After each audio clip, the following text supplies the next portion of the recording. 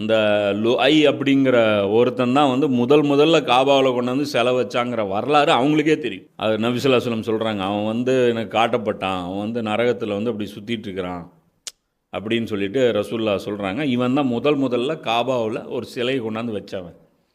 இவங்க எல்லாருக்கும் தெரியும், அங்கே இருக்கக்கூடிய லோக்கல் குறைஷிகள் எல்லாருக்கும் தெரியும், வானம் பூமியை படைச்சது இங்கே உள்ளே இருக்கக்கூடிய சிலைகள் கிடையாது.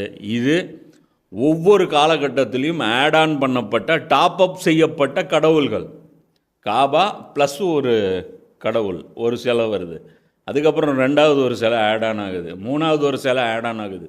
அந்த மாதிரி கிட்டத்தட்ட 360 சிலைகள் ஆட் ஆன் ஆகி என்ன ஆயிடுச்சு, இது எல்லாமே டாப் அப் செய்யப்பட்டது.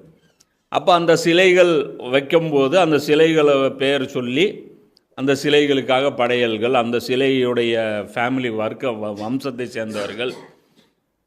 இன்றைக்கி இந்த தர்கா வழிபாடெல்லாம் பண்ணுறவங்கலாம் போய் பாருங்கள், அந்த ஒரு தர்கா இருக்கும், அந்த தர்காவுடைய நிர்வாகத்தார் யாருன்னு பார்த்தீங்கன்னா அவங்களுடைய குடும்பத்தாரும்பாங்க, அவங்க அந்த வம்சத்தை சேர்ந்தவர்கள் அப்படிமா.